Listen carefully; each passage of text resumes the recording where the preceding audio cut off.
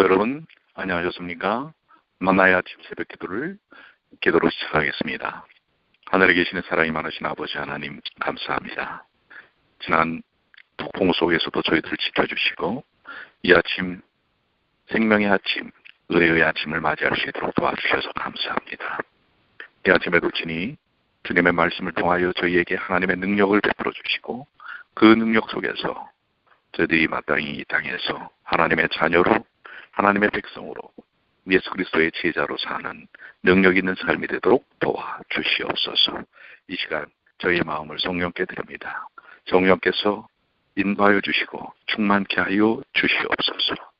우리 주님 예수님의 이름으로 간절히 기도드리옵나이다. 아멘. 오늘 우리가 함께 나눌 하나님의 말씀 골로새서 3장 18절로 25절까지 있는 말씀입니다. 골로새서 3장 18절로 25절까지 있는 말씀 보도록 하겠습니다. 아내들아 남편에게 복종하라. 이는 주 안에서 마땅하니라. 남편들아 아내를 사랑하며 괴롭게 하지 말라.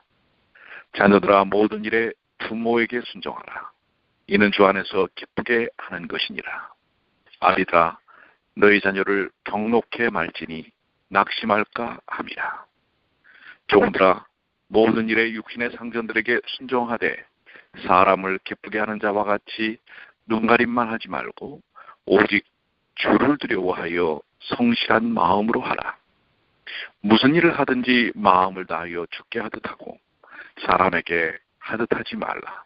이는 유업의 상을 주께 받은 줄 알미니 너희는 주 그리스도를 섬기느니라. 불의를 행하는 자는 불의의 보응을 받으리니 주는 외모로 사람을 취하심이 없느니라. 골로새서 3장 18절로 25절까지 있는 말씀입니다.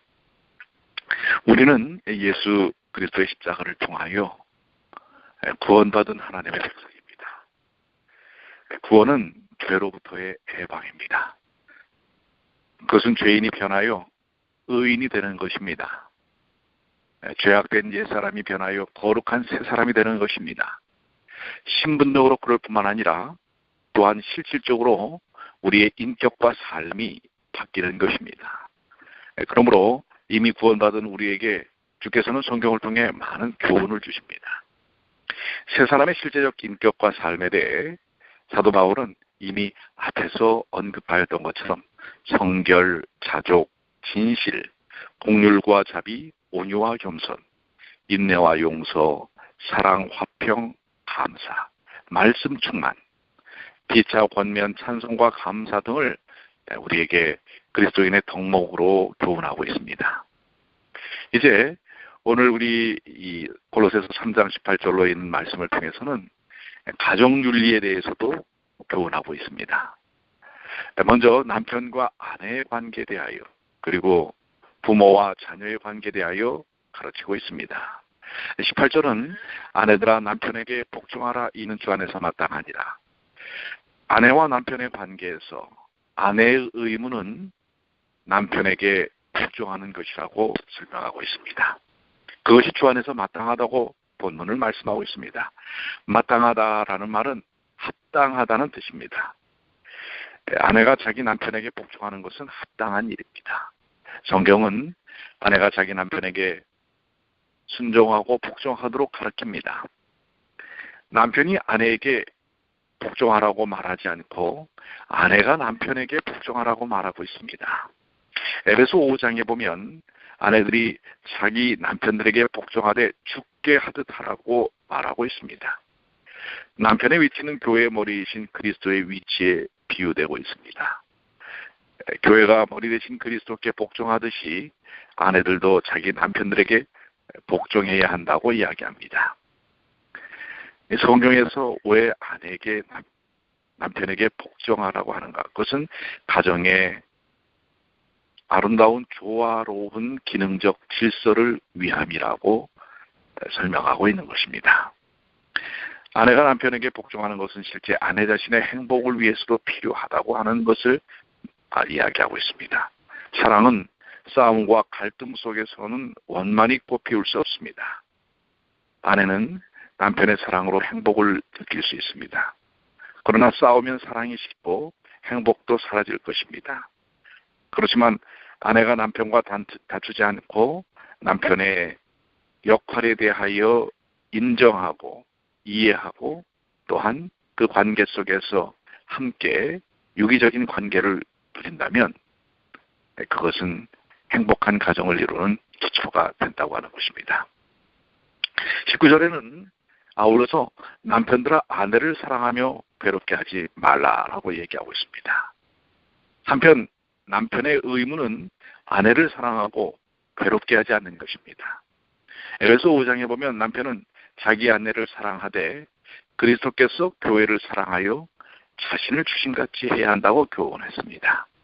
십자가 위에 달려 죽으신 그리스도께서 교회를 위해 가지셨던 사랑은 무조건적이며 희생적이었습니다.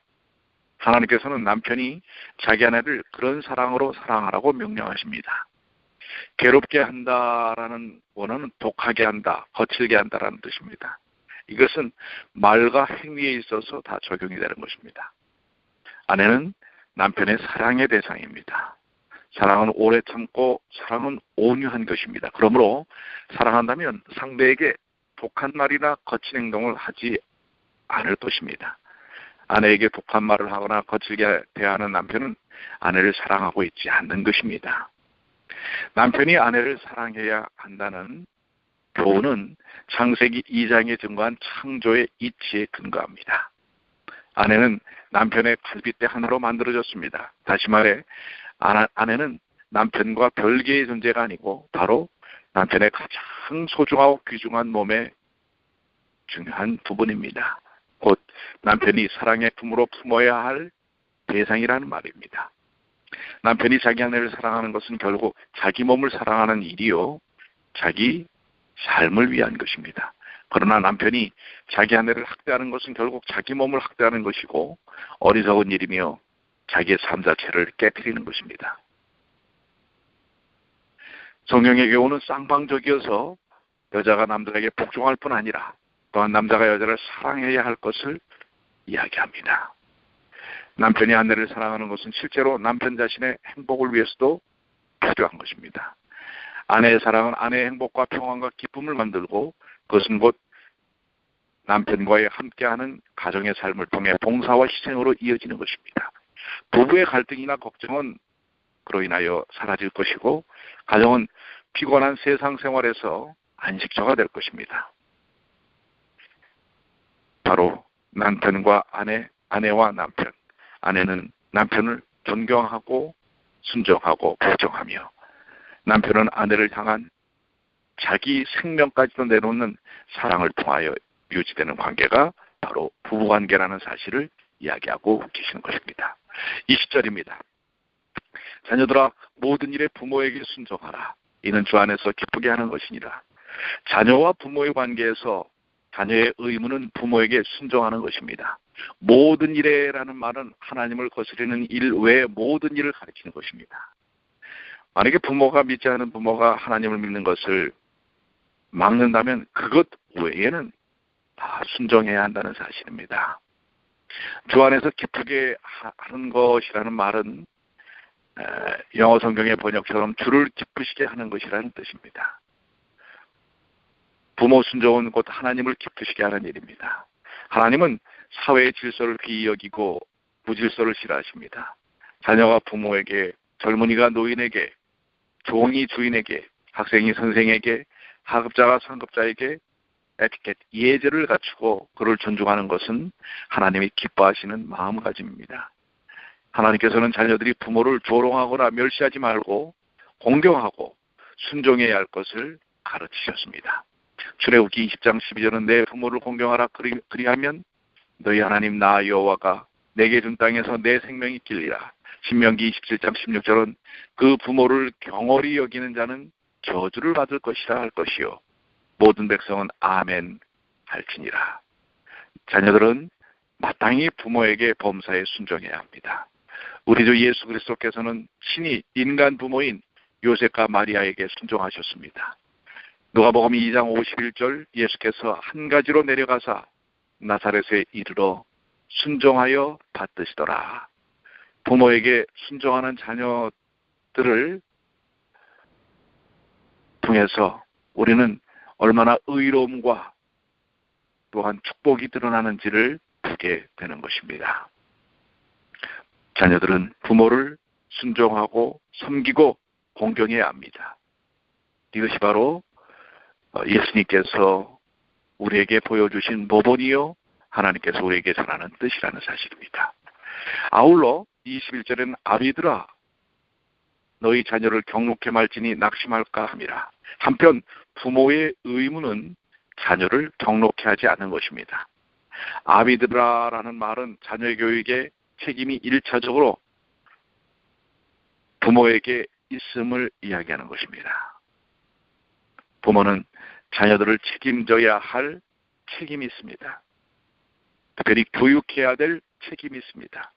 바른 인생을 가르쳐야 될 책임이 있는 것입니다. 그렇기 때문에 부모는 모본이 되어야 합니다.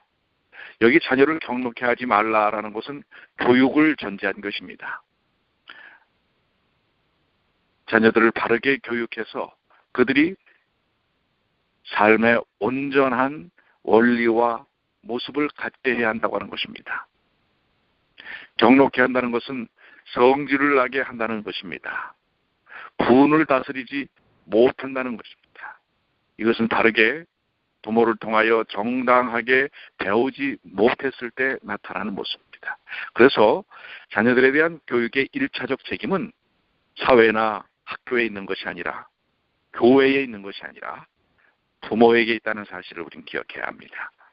자녀가 바른 인생을 살고 자신을 컨트롤하고 자신의 삶이 하나님의 뜻 가운데 이루어지기 위하여 부모는 모범이 되어야 하고 자녀들을 바르게 가르치는 일들이 필요한 것입니다. 왜 그때 나를 그렇게 가르치지 못하셨어요? 라고 낙심하는 일이 자녀들에게 없도록 부모들은 바르게 자녀들을 교육하고 교훈하고 책임지는 삶이 필요하다는 것을 이야기하고 있는 것입니다. 22절로 25절에는 종의 의무에 대하여 언급하고 있습니다. 20절 종들아 모든 일에 육신의 상견들에게 순종하되, 이 말씀을 보면 성경은 노예제도를 인정하고 있는가라고 하는 질문을 던지게 됩니다. 성경은 노예제도를 인정하고 있나요? 인류 역사상 노예제도에는 많은 폐해가 있었습니다. 특히 종들에 대한 비인격적인 학대가 많았습니다. 성경에서 언급한 이 노예제도는 그러나 달랐습니다. 성경에는 종들에 대한 많은 배려가 있습니다. 물론 종은 종이므로 주인에게 순종해야 할 위치에 있고 자유와 권리에 또한 제한이 있었습니다. 그러나 하나님께서는 종들을 위해 안식년이라는 법을 주셔서 히브리 종은 6년간 일한 후에 제7년에는 자유의 몸이 되게 하셨습니다. 출애굽기 21장에 보시면. 또 여종을 취한 주인은 평생 그에게 의복과 음식과 그에게 공급해야 할 것들을 끊이지 않도록 제공해야 된다는 사실을 이야기하고 있습니다.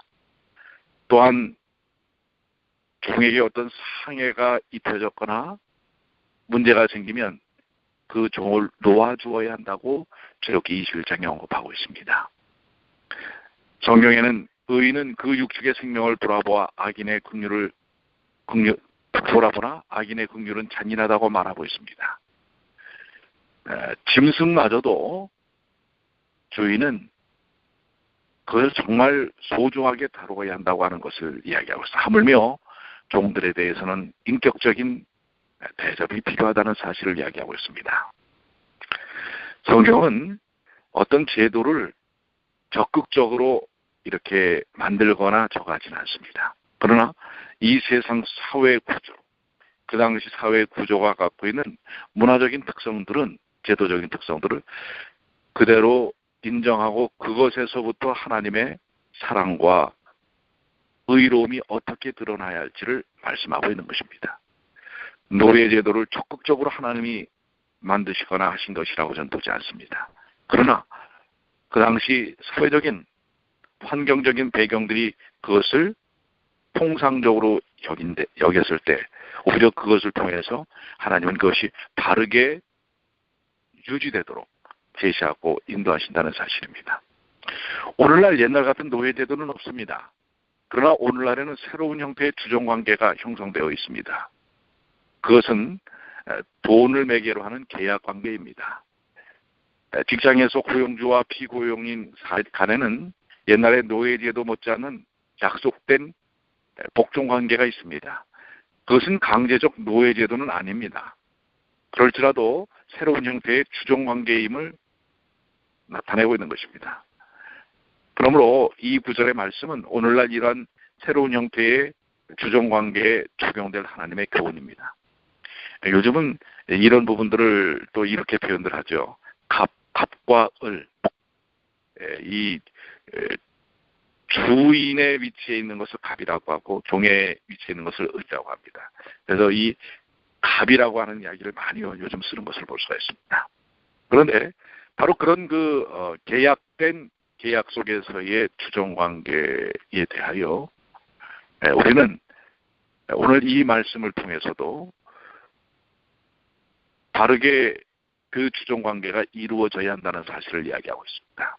즉 계약관계에서 갑과 을은 갑에 대하여 그 계약의 의무에 성실해야 된다는 사실입니다. 그것이 순종이라고 하는 것이죠. 거역하지 않고 따라야 한다는 사실입니다. 그래서 그 관계가 바르게 유지될 수 있도록 이야기하고 있는 것입니다. 모든 육신의 상전들에게 순종하라라고 하는 것은 계약관계를 충실히 이행하라고 하는 이야기로 우리는 볼 수 있는 것입니다. 그 가운데서 우리는 그 직장이나 또한 여러 가지 계약관계에서 우리는 그것을 성실하게 이행하는 일을 통하여 하나님의 덕과 사랑과 그리스도인의 겸손을 드러내 보여야 한다는 사실입니다. 오직 주를 두려워하여 성실한 마음으로 하라. 그런데 그것을 어떤 마음가짐으로 하는가? 주님을 두려워하여 성실한 마음을 하라라는 것입니다. 성실함이 그리스도인의 기본적 덕목이라고 하는 사실을 이야기하고 있는 것입니다. 성실함, 우리 그리스도인에게서의 성실함은 매우 필요합니다. 그래서 그 성실함을 어떻게 드러나야 할지를 23절은 무슨 일을 하든지 마음을 다하여 주께 하듯 하고 사람에게 하듯 하지 말라. 이 세상에서 인정받는 사람은 정말 성실하고 최선을 다하는 인생을 사는 것입니다. 주종관계에서 무슨 일을 하든지 큰 일이나 작은 일이나 쉬운 일이나 어려운 일이나 드러난 일이나 드러나지 않는 일이나 좋은 일이나 나쁜 일이나 합리적인 일이나 무례한 일이나 죄 짓는 일만 빼놓고는 무엇인지 마음을 다하여 주께 하듯 하라고 본문은 말하고 있습니다. 그런데 우리는 때때로 하나님의 일조차도 자신을 드러내기 위하여 또 자신이 드러나는 일만 하는 경향을 보일 수가 있는 것입니다. 오늘 세상에서나 교회에서나 가정에서나 우리는 주께 하듯 하고 사람에게 하듯 하지 말라. 즉 겉으로 보이는 것으로 보이는 그런 행위에 집중하지 말라고 하는 것입니다. 누가 알아주든 알아주지 않든 세상의 계약관계에서도 교회에서의 사역에서도 가정에서도 마찬가지입니다. 여러분 어떻습니까? 우리는 누가 알아주면 하고 또 빛이 날 만한 일이면 하고 누가 알아주지 않는 일이면 피해버리는 그런 생활 태도를 혹 우리가 가졌다면 오늘 이 말씀들이 우리에게 새로운 변화의 동기가 되기를 바랍니다. 24절입니다. 불의를 행하는 자는 불의의 보응을 받으리니 주는 외모로 사람을 취하심이 없느니라. 불의를 행하는 자는 비록 그것을 은밀히 행할지라도 하나님께로부터 불의에 대한 보응을 받게 될 것입니다. 아무리 인간이 은밀하게 하는 것이라 할지라도 그래서 사람은 알지 못한다 할지라도 하나님은 보시고 하나님은 아신다고 하는 사실을 우리는 기억해야 합니다. 하나님은 외모로 사람을 취하심이 없습니다. 그러므로 그리스도인은 그의 삶의 현실에서 하나님을 섬기는 심성으로 의롭고 선하고 진실하게 살아야 할 것입니다. 오늘 세 가지 관계에 대한 부분을 설명하시면서 그리스도인의 덕목에 대하여 말씀하고 있습니다. 첫 번째는 부부 관계에 대한 것이고, 또 두 번째는 부모와 자식 관계에 대한 것이고, 세 번째는 주종 관계에 대한 것을 말씀하고 있습니다. 이 모든 것이 관계 속에 이루어집니다. 이 관계의 기본이 무엇인지, 또 그 관계가 어떻게 의미 있게 유지될 수 있는지 우리는 다시 한번 말씀을 통해 깨닫고 깊이 묵상함으로 오늘 우리의 삶 속에서 예수 그리스도의 향기가 드러날 수 있도록 사는 일이 필요할 것입니다. 성령께 여러분들 맡기시고 성령의 역사하심을 통해 오늘도 아름다운 그리스도인의 덕목이 드러나는, 그래서 많은 사람들에게 그리스도의 사랑의 빛이 비춰지는 하루가 되시기를 간절히 축원합니다. 기도하겠습니다. 하늘에 계신 아버지 하나님, 오늘 부부관계, 부모와 자식관계, 또 주종관계에 대한 관계의 핵심이 무엇인지 저희에게 말씀하신 그 말씀이 저희 삶 속에서 주님의 능력을 통해 이루어지고 접근될 수 있도록 주여 도와 주시옵소서. 보이기 위하여 사는 삶이 아니라 주님께서 우리의 마음을 깊이 보시듯이 누가 보든 안 보든 최선을 다하는 성실한 사랑을 바탕으로 한 삶의 모습을 갖는 저희들이 되게 하여 주시옵소서. 오늘도 주님께 하듯이 오늘 하루를 사는 저희들이 되게 하여 주시옵소서. 사람을 만날 때 가정에서, 직장에서, 데이케어 센터에서, 학교에서, 어디서든지 아름다운 작은 예수로 살게 하여 주시옵소서. 오늘도 고통당하는 많은 주의 자녀들이 그 모든 억압에서부터 주님의 권능의 손길을 통하여 해방되고 자유를 얻고 치유되고 회복될 수 있도록 도와주시옵소서.